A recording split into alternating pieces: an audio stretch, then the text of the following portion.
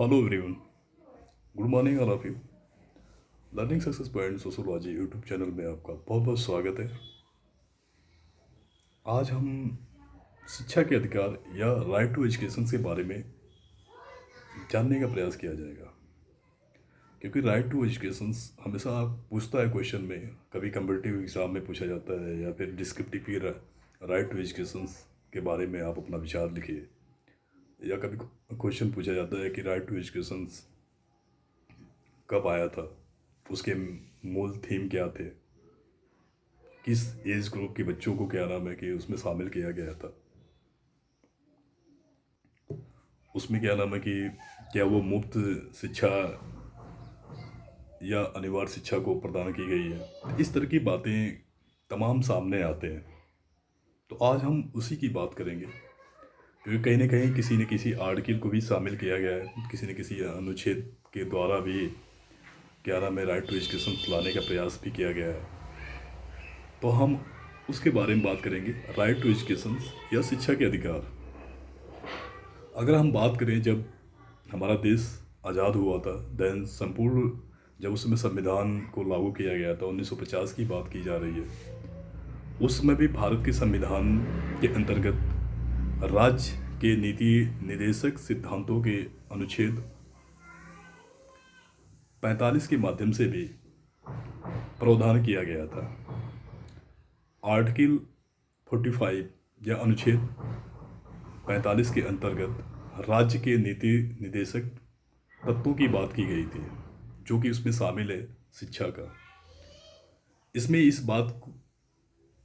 का मेन जोर दिया गया था कि जो 14 वर्ष तक की आयु के सभी बच्चों को मुफ्त एवं अनिवार्य शिक्षा प्रदान किए जाने की संवैधानिक प्रतिबद्धता व्यक्त की गई थी। कहने का मतलब यह है कि जो इसमें जो मूल थीम था आर्टिकल 45 में, जो राज्य के नीति निर्देशक तत्वों की बात की गई थी, उसमें 14 वर्ष के सभी बच्चों को या 14 वर्ष की आयु के सभी बच्चों को मुफ्त एवं अनिवार्य शिक्षा प्रदान किए जाने की संवैधानिक प्रावधान दिया गया था। अब बात आती है कि कुछ ऐसे आर्टिकल हैं जो राज्य के नीति निर्देशक तत्वों को भी शामिल किया गया था। अगर हम बात करें तो अनुच्छेद या आर्टिकल 21 का की बात की जाती है, क्योंकि 12 दिसंबर 2010 को संविधान में किए गए 86वें संशोधन अधिनियम के लागू होने के साथ साथ अनुच्छेद 21 क को भी संशोधित कर दिया गया था। जो उसमें 21 क की बात की गई थी, तो उसमें भी संशोधन कर दिया गया था 12 दिसंबर 2002 को 86वें संशोधन में, ताकि शिक्षा के अधिकार को एक मूलभूत अधिकार के रूप में लागू किया जाए। क्योंकि जब आर्टिकल 21 का को जब संशोधन किया गया, तो उसमें उसके संशोधन करने का मुख्य उद्देश्य था कि जो शिक्षा के अधिकार को एक मूलभूत अधिकार के रूप में लागू किया जाए। क्योंकि कहीं ना कहीं जो शिक्षा मुफ्त शिक्षा था, उस अनिवार्य शिक्षा था, तो उसको मूलभूत की बात की गई थी, मूलभूत अधिकार की बात की गई थी। तो इसलिए 21 का को भी संशोधन किया गया, शिक्षा के अधिकार को एक मूलभूत अधिकार के रूप में लागू किया जा सके। मुफ्त एवं अनिवार्य शिक्षा का बच्चों को अधिकार 1 अप्रैल, जो अगर हम बात करें मुफ्त एवं अनिवार्य शिक्षा का बच्चों को या बच्चों का अधिकार 1 अप्रैल 2010 से लागू हो चुका था। कहने का मतलब यह है कि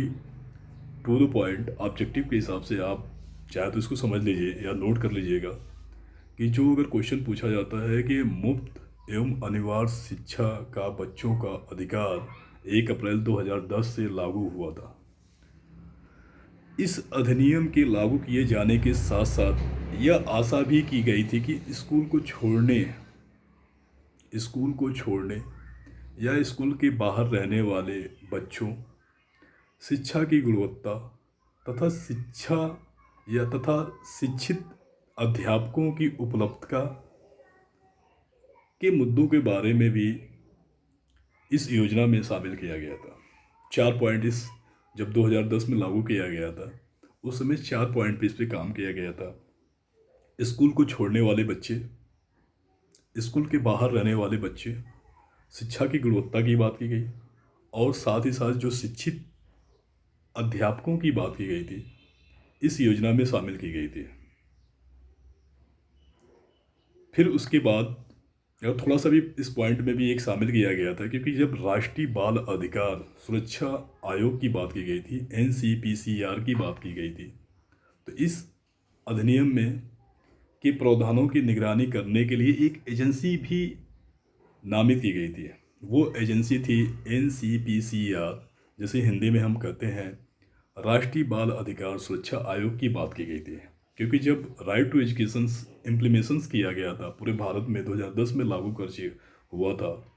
86वें संशोधन को लेके, तो उसके बाद जब पूर्ण रूप से लागू हो गया था, तो इस गठन जब पूरे राज्य में सभी राज्यों में लागू कर दिया गया, तो इसके लिए एक नामित एजेंसी बनाया गया था जिसका नाम था एनसीपीसीआर या राष्ट्रीय बाल अधिकार शिक्षा या सुरक्षा आयोग की बात की गई थी। तो गठन किया गया था। इसके जो पॉइंट थे, जिस पॉइंट पे उन्होंने काम किया था, पहला ये था 6 से 14 वर्ष तक के बच्चे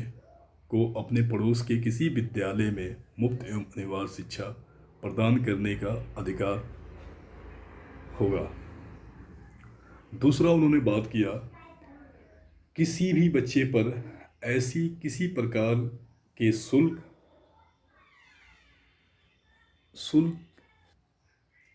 अथवा प्रभार अथवा व्यय का भुगतान करने का कोई दायित्व तो नहीं होगा, जो उसे अपनी प्राथमिक शिक्षा को जारी रखने के लिए पूरी करने से रोकता हो। तीसरा उन्होंने पॉइंट की बात किया, जहां 6 वर्ष से अधिक आयु का कोई बच्चा जो किसी विद्यालय में प्रवेश न कर पाता हो अथवा प्रवेश प्राप्त करने के बाद अपनी प्राथमिक शिक्षा को पूरा न कर सके, तब उसे उसकी आयु के अनुसार समुचित कक्षा में प्रवेश प्रदान किया जाए। तीसरा पॉइंट था। चौथा उन्होंने बात किया, इस अधिनियम के प्रारंभ होने के 3 वर्षों की अवधि के अंदर समुचित सरकार या स्थानीय प्राधिकरण के माध्यम से किसी भी नियत क्षेत्र के नियति के अंतर्गत विद्यालय की स्थापना करेंगे। यदि इसकी स्थापना पहले से न की गई हो तो। लास्ट पॉइंट उन्होंने बात किया, इस अधिनियम के प्रावधानों के अनुसार केंद्र सरकार ने पाठ्यक्रम तथा प्रारंभिक शिक्षा के मूल्यांकन हेतु नामित करने या राष्ट्रीय पाठ्यक्रम की एक रूपरेखा विकसित करने के उद्देश्य से राष्ट्रीय शैक्षणिक अनुसंधान एवं प्रशिक्षण परिषद, जिसे हिंदी इंग्लिश में कहा जाता है NCERT, को शैक्षणिक प्राधिकरण के रूप में अधिकृत या नामित किया गया। जो लास्ट पॉइंट था, जो NCERT की बात की, क्योंकि NCERT एक एजेंसी था, एक प्राधिकरण था, एक अथॉरिटी थी, क्योंकि जब बच्चों की बात कही थी, राइट टू एजुकेशन की बात की गई थी, तो उसमें ये चीज़ शामिल किया गया था कि जो केंद्र सरकार ने जो पाठ्यक्रम या प्रारंभिक शिक्षा के जो मूल्यांकन हेतु प्रक्रिया निर्धारित करने तथा राष्ट्रीय पाठ्यक्रम की एक रूपरेखा तैयार करने के लिए इस प्रकार की एजेंसी को शामिल किया गया था। यह अधिनियम प्रत्येक बच्चे को शिक्षा तथा पहुंच में सुधार करने की दिशा में एक आवश्यक कदम सरकार ने उठाया था। यह अधिनियम वंचित समूहों, उदाहरण के लिए जैसे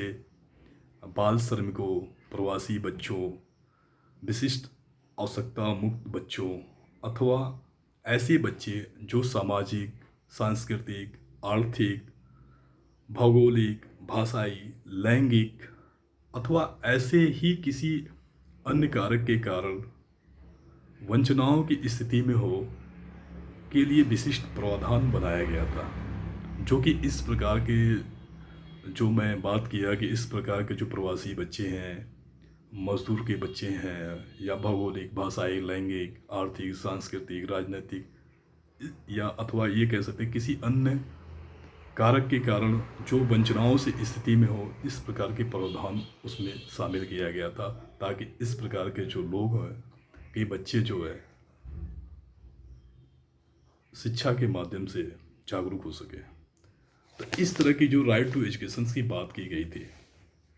मुफ्त एवं अनिवार्य शिक्षा, जो कि कहीं ना कहीं जो मूलभूत अधिकार के रूप में शामिल किया गया था, ये थी राइट टू एजुकेशन, शिक्षा के अधिकार। Thank you so much. आप